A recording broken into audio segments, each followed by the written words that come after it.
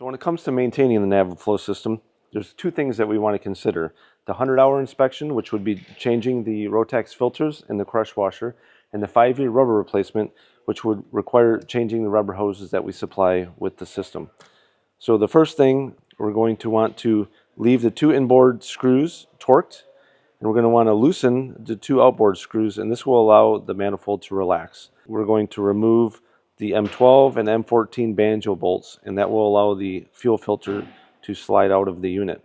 So when it comes to reinstalling the new fuel filter, we want to make sure that we install a new fuel filter and new crush washers, aluminum crush washers for both banjo bolts, a total of 4.